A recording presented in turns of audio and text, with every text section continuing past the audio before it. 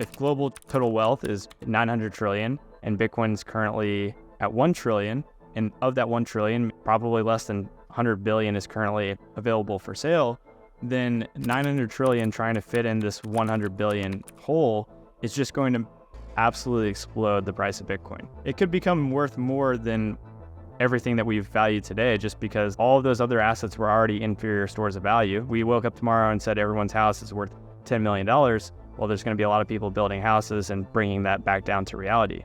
Whereas Bitcoin, if we stored $1 quadrillion in Bitcoin tomorrow, a lot of people would start mining it because we still have a block subsidy and stuff like that.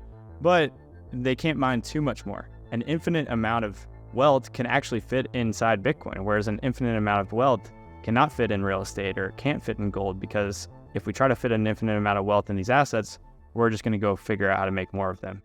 Joe Burnett is the Senior Product Marketing Manager at Unchained and a respected voice in the Bitcoin community. Today, we explore his latest report, Your Wealth is Melting. Joe provides deep insights into why Bitcoin's fixed supply and unique properties make it the ultimate hedge against inflation and financial instability. Join us as Joe explains how Bitcoin can restore a population's ability to save and redefine the concept of money and capital. He poses the question that investing in real estate may actually be unethical and can harm society's access to housing, emphasizing that Bitcoin will offer better long-term returns anyway. This fact will become more and more obvious over the next decade, while Bitcoin reprices the world, slowly demonetizing these over-leveraged asset classes like real estate. But before we do that, I want to introduce our sponsors, Stampseed, the Orange Pill app, and Swan. Our partners are businesses and people that we respect, and our products that we at Bit Intelligence personally use. You're watching 21 Voices. If you really think about money from first principles and you don't come in with that, gold-only cognitive bias, then you're going to come to the conclusion that Bitcoin is the better money.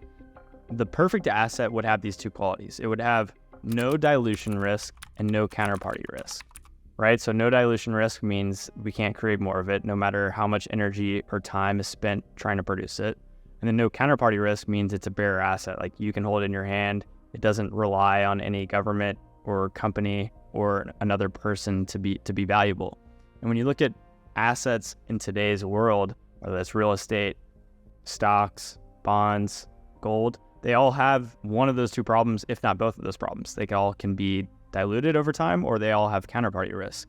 And so I think people see Bitcoin as speculative right now because it's hyper volatile. But the only reason it's hyper volatile is because its global adoption is happening so fast, right? Like, over the last 13 years, I think Bitcoin has like 140% or 130% compound annual growth rate.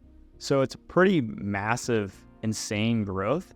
And the volatility comes from the growth, right? Like, if Bitcoin was going up in a straight line, everyone would start buying Bitcoin, and then we would have a massive bull market, and then it would get way too overextended based on like how many people that own Bitcoin actually understand it.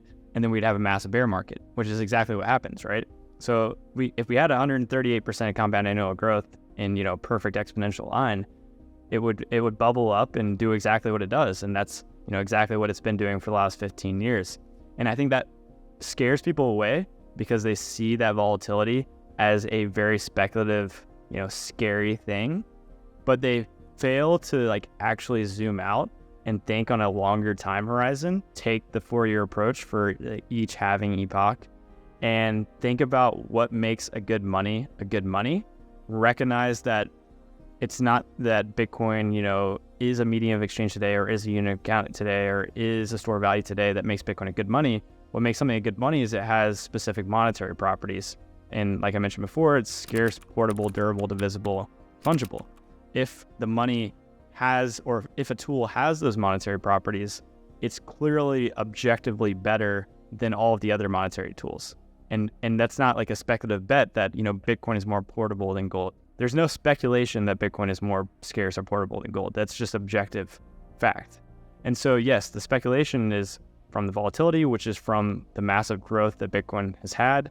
And the objective reality is just that Bitcoin is a better form of money because you can look at its monetary properties. The supply schedule is algorithmic. It's predetermined. No single group can change it. No single person can change it. if you knew exactly like what Apple's earnings per share was going to be for like the next 20 years, you would know like exactly how to price Apple today, and it would probably not be super volatile. No one knows how to price Bitcoin because it's just money, and no one is thinking about Bitcoin as money. And so the adoption is happening really fast because more and more people are coming in and recognizing it's just superior form of money, it's a better store of value.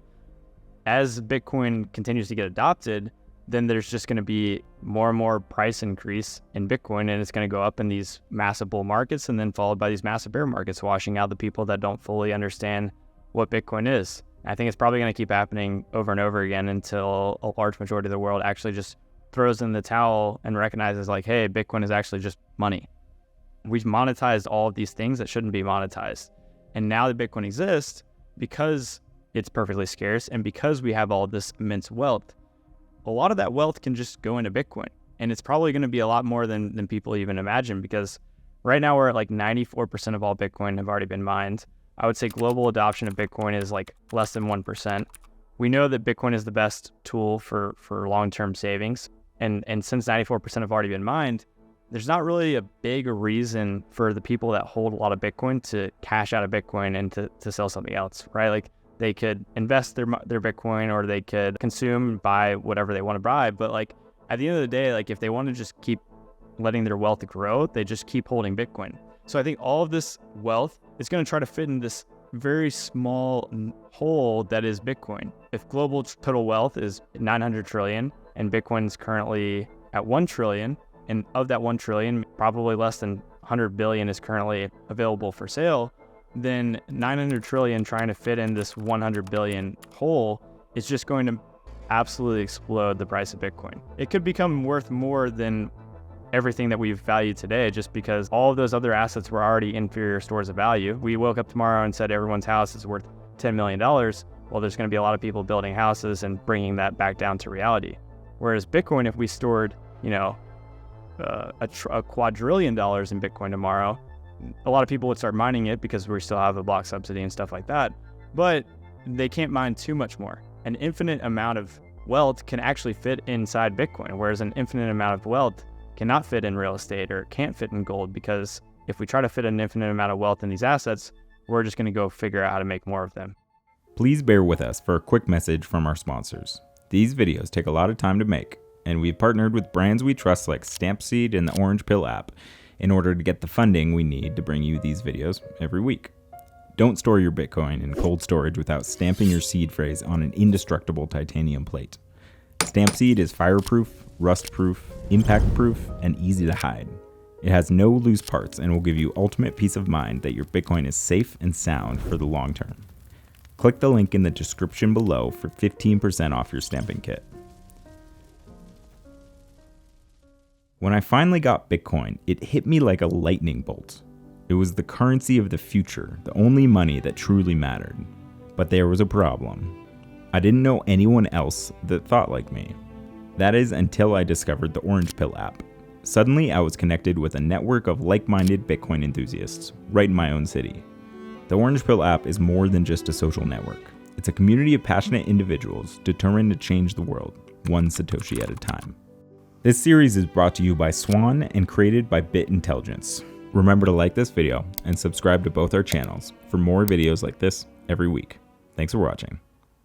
If you hold wealth in gold, or if you hold wealth in real estate, those are all melting ice cubes. Like Michael Saylor likes to talk about the US dollar as a melting ice cube, but it's really a lot of assets that we hold today are melting ice cubes. They're melting slower than silver or bronze or shells, but they're all still melting a little bit. And Bitcoin is this one asset that has no energy loss. No matter how much time or energy that's used to mine more Bitcoin or create more Bitcoin, we can't make more of it. There is no more melting the Bitcoin ice cube. It's the ice cube that exists, and you can hold this perfectly unmeltable ice cube in cold storage. When it comes to holding Bitcoin, you want to make sure that you have this perfectly unmeltable ice cube, and you want to make sure that you're not going to lose it. Bad things are not going to happen to it. It's not going to get stolen. And if you have something like multi-sig or collaborative custody with Unchained, you can make sure that the Bitcoin that you have doesn't get lost, doesn't get stolen, and that you actually do keep your wealth in this, one asset that doesn't melt, and you can have it for generations and make sure that you are able to successfully pass it on to your kids, your grandkids, or whoever, or use it to, spend a portion of it on whatever you want, 20 years or 10 years or 50 years or 100 years down the line. I mentioned before how money turns to one most saleable good, and it's the one with the best monetary properties. Eventually the entire world will be there, but for now, an individual is who makes the decision for you, for me, for anybody, and you decide if you want to be on a Bitcoin standard. And just because other people aren't deciding to be on a Bitcoin standard doesn't mean that Bitcoin isn't already better money. We can see that today, right? Like if you are using Bitcoin as your form of money and you're using it as a unit of account and, store value, then you can already see what's happening on a Bitcoin standard. You can see the prices of real estate falling. You can see the prices of strawberries falling. It's already occurring. It's probably going to be occurring faster as more people recognize that it's already occurring and adopt Bitcoin as their money too. But I think it's just going to be a gradual process that over time, they're just going to start using Bitcoin as their unit of account too. Part of what's going to wake people up or help them accelerate the process of moving to using Bitcoin as money is helping people realize that, hey, your house that you bought for $500,000 a couple of years ago, it may be worth $700,000 today, but it didn't actually go up in value. In Bitcoin terms, you might have bought your house for 30 Bitcoin and now it's worth 7 Bitcoin. So your house is actually falling in value because it's a consumption item, it's not an investment. Maybe you should think about, hey, I don't want my wealth to continue melting away. So if I'm going to save wealth for the future, I need to do that in the best monetary tool possible. And if I do speculate and have investments in Apple or Nvidia or real estate, I need to make sure that those investments have been and will be good investments. And if, Apple or the S&P 500 or real estate is falling in Bitcoin terms, then I need to wake up and recognize that and cash out into the better form of money that will actually preserve purchasing power better. I think the world will be a lot better of a place because of this. A lot of people hoard real estate today. Like someone might have a portfolio of 100 single family homes and then they rent it out to people all over the world. Well, I think what would be good is if they recognize that they can get a better risk adjusted return by just buying and holding Bitcoin. They sell their portfolio of 100 single family homes back to people that actually just want the homes to live in, to have a family or whatnot. The investor gets a better deal because they're going to have a higher risk adjusted return. And then people that are using homes for what they're intended to be used for as consumption items to live in, they get a cheaper home because investors actually start selling their homes. Real estate is actually kind of a Ponzi scheme or a bubble, right? Like you're buying something that's like super overvalued and you're just hoping that it keeps going up because other people are going to have to buy it from you at a higher price, or the market price of it is going to go up over time for whatever reason because other people happen to be hoarding it. But now that Bitcoin actually exists, there's a better way. And since money turns to one, there's no point in holding the second best money. You should actually cash out of your real estate as soon as possible. And I think the world would be like a much better place if that actually does happen. I think it will. I think it's happening right now. And that's like the whole concept of Adam Smith's invisible hand of free markets and capitalism, where when there are the right tools at disposal, you as an individual acting in your own self-interest is actually going to be the most beneficial for the entire world, rather than trying to centrally plan the money or centrally plan a government or centrally plan an economic system around, one person's perfect idea of the world. You just let people act in their own self-interest, and because of this idea of the invisible hand in free markets, that actually benefits everybody in a really big way in the long run. It's going to be great to demonetize real estate. It's going to be great to demonetize a lot of assets that shouldn't really be monetized. Bitcoin fundamentally shifts its financial incentives from spending to saving, from consumption to conservation. Joe explains how the perfect asset is one that fulfills the most monetary properties. Historically, this has been gold, but today it's objectively Bitcoin.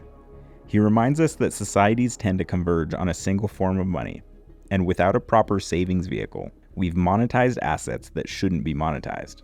Imagine if a house depreciated like a car, another consumption item. As a car ages, it loses value due to wear and tear, with only special models maintaining their worth.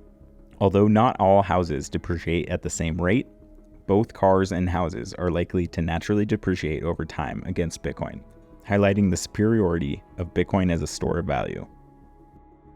Stay tuned and remember to subscribe for the latest recaps, insights, and films about all things Bitcoin. This is 21 Voices. If you want to watch another episode, try this one here.